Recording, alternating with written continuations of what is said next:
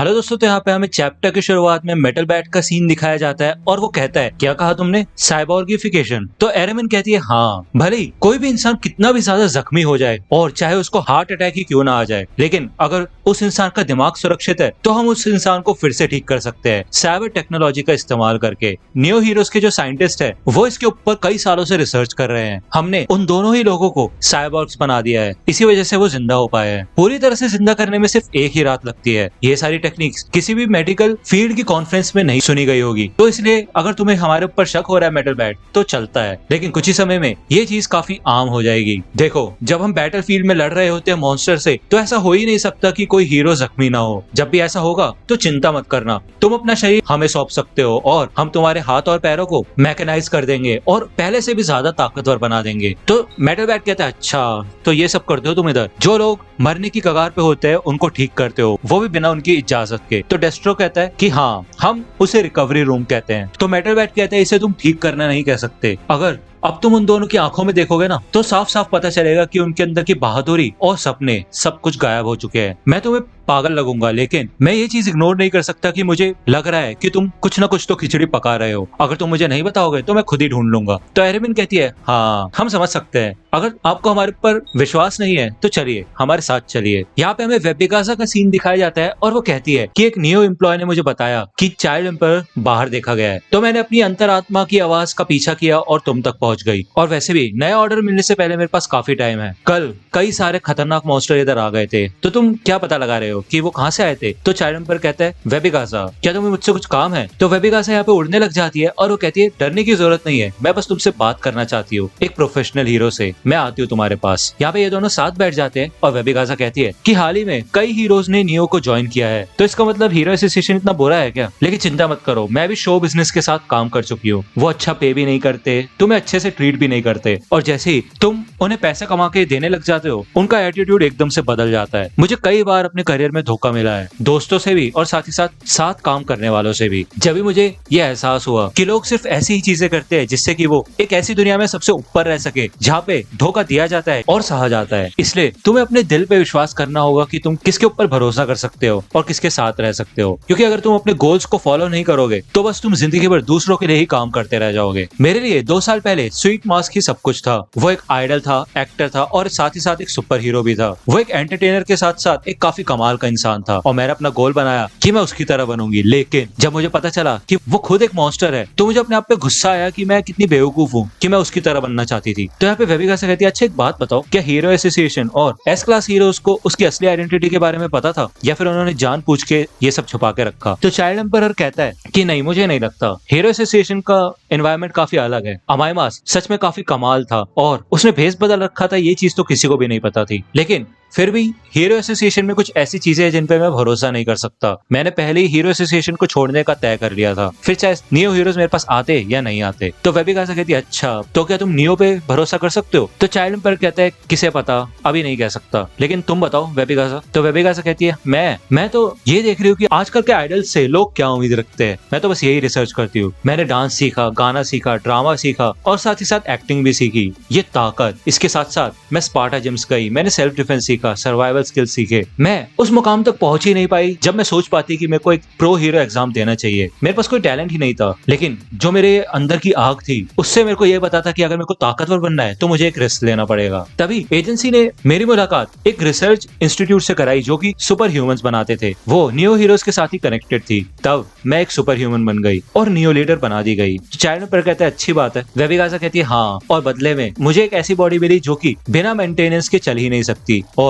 वो maintenance neo के research institute में ही होती है। इस वजह से मैं नियो को नहीं छोड़ सकती। इससे कोई फर्क नहीं पड़ता कि मैं उन पर भरोसा करती हूँ या नहीं, बस मुझे कोई पछतावा नहीं है। मैंने खुद ये चुना है, तो अगर मेरे साथ कुछ भी होता है तो उसकी जिम्मेदार मैं ही होंगी। तो चाइल्ड एम्पर कहता है, यार तुमने एक ऐसा फैसला लिया जिसका तुम्हें पछतावा नहीं है, काश मैं भी ऐसा कर पाता। तो वेबिगासा कहती है, अच्छा चलो और बताओ हीरोज के बारे में, या फिर उन दुश्मनों के बारे में जिनसे तुम लड़े, या फिर उन 2 हीरोज के बारे में बताओ जो कि तुम्हारे साथ ज्वाइन हुए थे, मेटल बैट और सुपर अलॉय डार्कशाइन। कैसे हैं वो। यहाँ पे हमें डार्कशाइन का सीन दिखाया जाता है और वो इधर ट्रेनिंग दे रहा होता है और कहता है, चलो बहुत हो गया, एक छोटा सा ब्रेक लो, पानी वानी पियो, कैलोरीज बढ़ाओ, अब हम आगे फाइट प्रैक्टिस करेंगे, तुम पूरा ग्रुप और मैं अकेला। मुझे तुम पूरी ताकत से मारना और चाहे तो वेपन्स भी यूज कर सकते हो। तो ये लोग यहाँ पे यही कहते हैं, कोच डार्कशाइन हम कैसा कर रहे हैं, क्या हम आगे बढ़ रहे हैं? तो यहाँ पे दूसरा लड़का कहता है, ऐसा लगता है कि अब तो मैं मॉन्स्टर को आराम से हरा सकता हूँ। क्या बात है यार, एक बार मेरे को बैटल सूट मिलने दो फिर देखना। यहाँ पे डार्कशाइन मन में कहता है कि ये जो स्टूडेंट नियो ने सेलेक्ट किया स्पेशल ट्रेनिंग के लिए, इनका भविष्य मेरे को उज्जवल लग रहा है। इनमें से हर एक बंदा कमाल का है और साथ ही साथ नियो ने जो इनको ये स्पेशल ड्रिंक्स दी हैं, इससे इनकी मसल्स भी काफी तेज बढ़ रही है, इतनी तेज बढ़ रही है कि मेरे को खुद डर लग रहा है। अगर ये ताकत तुम बैटल सूट के साथ मिला दोगे तो भाई फिर तो कमाल ही हो जाएगा। यहाँ पे डार्कशाइन को फोन आता है पूरी प्रिजनर का। तो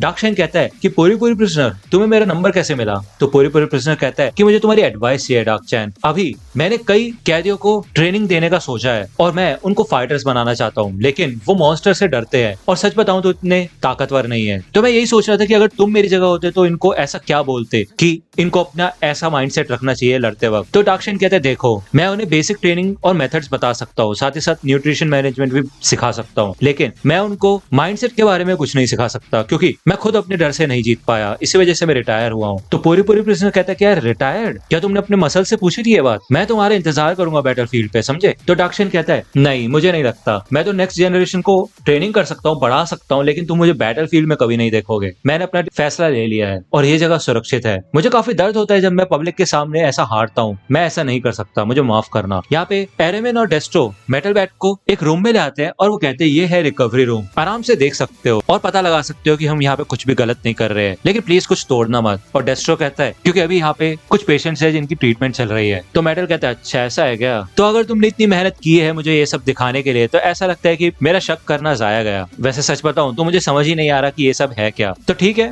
अभी मैं तुम्हें छोड़ देता हूँ, माफ करना तुम्हारा टाइम लेने के लिए, समझे सिक्योरिटी गार्ड। तब यहाँ पे पीछे से कोको और मार्शलियो आ जाते हैं और वो मेटल बैट के ऊपर अटैक करता है। भाई मेटल बैट जाता है दीवार के ऊपर ठुकता है और ये सामने से आके मेटल बैट के ऊपर अटैक करते हैं। ये मेटल बैट को बहुत बुरी तरह मारते हैं और उसे नीचे गिरा देते हैं। मेटल बैट कहता है, इन बंदों ने बस मेरे ऊपर अटैक करना शुरू कर दिया, सिक्योरिटी गार्ड्स रोको इन्हें। यहाँ पर एरेमिन और डेस्ट्रो दोनों खड़े होकर बस देख रहे होते हैं। एरेमिन कहती है, नहीं चिंता करने वाली कोई बात नहीं है, अगर तुम्हें कुछ होगा तो हम है ना, हम आपकी बॉडी फिर से ठीक कर देंगे और आपको एक साइबॉर्ग बना देंगे। तो डेस्ट्रो कहता है, मार डालो इसको। यहाँ पे मार्शलियो और कोको दोनों ही मेटल बैट को खत्म करने के लिए आगे बढ़ते हैं, लेकिन भाई मेटल बैट इनसे बच के आगे आ जाता है और कहता है कि वैसे भी मेरे को ऐसे कॉम्प्लिकेटेड चीजें पसंद नहीं है। अब मैं ये सोच रहा हूँ कि तुम दोनों में से मैं सबसे पहले किसकी बैंड बजाऊं, और अब तुम हॉस्पिटल जाने वाले हो। तो अगर आप वन पंच मैन से जुड़ी मर्चेंडाइज खरीदना चाहते हैं तो उसके लिंक आपको डिस्क्रिप्शन में मिल जाएगी, आप वहां से जाके परचेज कर सकते हैं। दूसरी ओर यहाँ पे वेबिगाजा होती है और वो चाइल्ड एम्पायर से कहती है, क्या बात है, इसका मतलब हीरोज को भी काफी दिक्कत होती है मॉन्स्टर से लड़ने में, है ना? तो चाइल्ड एम्पायर, वैसे तुम हो कमाल के और तुम मुझसे छोटे भी हो, मुझे तुम्हारी बातें सुन के काफी अच्छा लगा, हम फिर से मिलेंगे, ठीक है? तो यहाँ पे वेबिगाजा को कॉल आता है और वो कॉल नियो हीरोज से होता है। कॉल कटने के बाद वो चाइल्ड एम्पायर को बताती है कि नियो हीरोज की ट्रैकिंग टीम ने सैटेलाइट ट्रैकिंग सिस्टम का इस्तेमाल करके स्वीट मास्क को ढूंढने की कोशिश की थी, जैसे कि उसके हीट सिग्नेचर से या फिर उसके फेशियल रिकॉग्निशन से। इनका आइडिया ये है कि अच्छा रहेगा अगर ये लोग ये कह पाएंगे कि वेबिगाजा ने स्वीट मास्क को हरा दिया, लेकिन उसका पता लगाना काफी ज्यादा मुश्किल है क्योंकि वो अपनी बॉडी को ट्रांसफॉर्म कर सकता है। ये बहुत बुरा है, मैं उसको खत्म करना चाहती थी, लेकिन जो भी है मेरा शेड्यूल चेंज हो चुका है और मेरे को शूट पे जाना होगा, मैं तुमसे बाद में मिलूंगी, हम अपनी पूरी कोशिश करेंगे चाइल्ड एम्पायर। तो अब आगे बढ़ने का समय आ चुका है। या दूसरी ओर हमें सोनिक का सीन दिखाया जाता है और वो यहाँ पे बैठा होता है अपने अड्डे पे। तभी यहाँ पे ए आता है। सोनिक पूछते है, अब कौन आ गया? तो ए कहता है, neo heroes, speedo sound sonic, S class bounty और एक फ्रीलांस निंजा, तुम्हें चारों तरफ से घेर लिया गया है। तो सोनिक कहता है, हाँ मैं तुम्हें जानता हूँ, तुम एक हिटमैन हो जिसको हमेशा से ही लोगों को मारने के लिए हायर किया जाता था और तुम हमेशा ही उससे ज्यादा ही लोगों को मारते थे। ए एक सन की हत्यारा, और नियो हीरोज से हो तुम,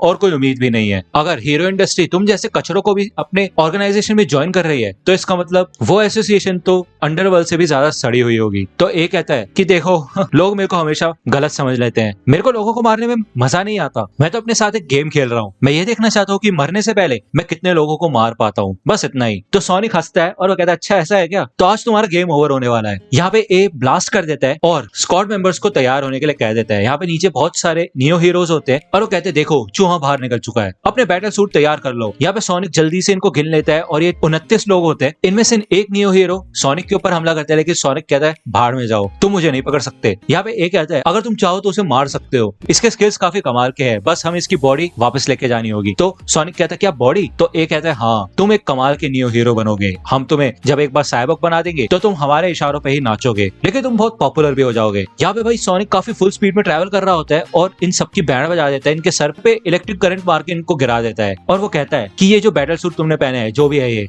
मैं तुम जैसे लोगों से कई बार लड़ चुका हूँ, बस तुम नौसिखिए लोग हो जिनके पास स्किल्स नहीं है, बस ताकत है, बस मुझे तुमसे बचना है और कुछ नहीं, और तुम भी कुछ खास नहीं होए, तुम भी उन्हीं की तरह हो। यहाँ पे सोनिक मन में कहता है कि वो जो उस आदमी के हमें सीक्रेट स्क्रॉल मिले थे उस वजह से मैं और भी ज्यादा ताकतवर हो चुका हूँ। ऐसा लगता है कि जो स्क्रॉल्स फ्लैश को मिले थे उनसे भी ज्यादा ताकतवर टेक्निक्स मेरे पास आ गई हैं। सोनिक कहता है कि तुम्हारे हमले काफी तेज है लेकिन तुम मेरा सामना बिल्कुल भी नहीं कर सकते। यहाँ पे ए कहता है सच में यार तुमने तो मेरे को चौंका दिया, मैं इस सूट की मदद से भी तुम्हें छू नहीं पा रहा। तो यहाँ पे ए मन में कहता है यार ये तो बहुत तेज हिल रहा है, इससे तो मैं इसको पकड़ ही नहीं पाऊंगा, मैं तो बहुत ज्यादा थक गया। तभी यहाँ पे ए एक एक्सप्लोजन कर देता है और सोनिक कहता है क्या भाग गया वो इन फालतू लोगों को मेरे पास छोड़ के। तो सोनिक मन में कहता है नियो हीरोज ऐसे ही है जैसा मैंने सोचा था, ये सारे के सारे हीरोज ही ऐसे होते हैं, क्या इनके खिलाफ कोई कुछ सोचता नहीं है क्या? और तुम साइटामा तुम कब तक ऐसे हीरोज के साथ रहोगे? या दूसरी ओर हमें विक्टिम नेम एसोसिएशन का सीन दिखाया जाता है और ये लोग यही चिल्ला रहे होते हैं कि हमें ये घटिया नाम नहीं चाहिए, ये फालतू के नाम वापस लो और हमारी पेटिशन साइन करो, हम भी इंसान है यार, इंसाफ लाओ। तो यहाँ पे ये लोग हीरो एसोसिएशन के बाहर ही खड़े होते हैं और ये एजेंट्स कहते हैं देखो ये लोग फिर से आ गए, यार इन लोगों के अंदर इतनी ताकत कहां से आ रही है जबकि हम इतना थक चुके हैं, कितने नेगेटिव इमोशंस है, ऐसा लगता है कि हीरो एसोसिएशन ने ऐसे ही मॉन्स्टर्स को जन्म दिया है। तो इनमें से एक एजेंट कहते हैं क्या मजाक चल रहा है, उनके बारे में भूल जाओ, नियो हीरोज के साथ जो कोलैबोरेशन का प्रोजेक्ट था उसका क्या हुआ? तो दूसरा एजेंट कहते हैं नहीं बिल्कुल भी ठीक नहीं है, उन्होंने मना कर दिया है। तो सिच बताता है कि हाँ हमने कल उनसे बात की थी और उन्होंने कहा कि वो अभी किसी के साथ भी कोऑर्डिनेशन नहीं कर रहे हैं क्योंकि उससे उनके हीरोज को कंफ्यूजन ही होगी कि किसकी बात माननी है। तो यहाँ पे एक एजेंट बोलता है कि वाह हमारे हीरोज हमसे ले गए और अब ऐसी बातें कर रहे हैं। तो यहाँ पे एक और एजेंट होता है और वो कहता है कि लेकिन सच बात तो यह है कि लोग पहले से उनकी साइड हो चुके हैं। यहाँ पे पूरी प्रिजनर के प्रिजनर्स ने एक वुल्फ लेवल के मॉन्स्टर टेंटिकल मफलर को हरा दिया होता है और पूरी प्रिजनर कहता है क्या बात है, देखा बाहर आके अच्छा हुआ ना, और तुम कितने लकी थे कि तुम्हें एक कमजोर मॉन्स्टर से लड़ने का भी मौका मिला, तुम्हें एक बार प्रैक्टिस तो हो गई है ना। और हैमरहेड तुमने काफी कमाल का काम किया, अगर तुम एफर्ट्स डालोगे तो शायद तुम ए क्लास में भी आ सकते हो, और बाकी सब तुम लोग भी बी क्लास के मटेरियल हो, तुम्हारी लड़ाई को देख के ऐसे लगा। तो यहाँ पे एक प्रिजनर होता है और वो कहता है कि लेकिन अंत में हम कैदी ही है जो बस मजदूरी कर रहे हैं, हम चाहे कितनी भी कोशिश कर ले हम प्रोफेशनल हीरोज कभी नहीं बन पाएंगे, तुम्हें पता है ना, अगर हम शहर में जाएंगे तो लोग हमें बुरी नजरों से ही देखेंगे। तो पूरी प्रिजनर कहते हैं यार इतना नेगेटिव मत सोचो, दूसरों के लिए मजदूरी करना कई बार अच्छा भी हो जाता है। तभी पीछे से रेडन और बाकी नियो हीरोज आ जाते हैं और रेडन कहता है पूरी प्रिजनर मैं चाहता हूँ कि इन सब कैदियों को मेरे हवाले कर दो, सुरक्षा के लिए मैं इनको नियो हीरोज की कस्टडी में रखना चाहता हूँ, ना कि हीरो एसोसिएशन के पास। तो यहाँ पे कुछ लोग होते हैं और वो कहते हैं कि देखो नियो हीरोज आ गए हैं, प्लीज नियो हीरोज इन कैदियों का कुछ करो, ये बड़े टाइम से मेरे को डरा रहे हैं, जाओ रेडन पकड़ो इन्हें। तो रेडन कहता है अच्छा तो लोग भी ऐसा ही चाहते हैं, अगर हम नियो की टेक्नोलॉजी का इस्तेमाल करके इनको भी साइबॉर्ग बना देंगे तो इनको हम आसानी से कंट्रोल कर सकते हैं और हमारे पास गवर्नमेंट की भी परमिशन है। यहाँ पे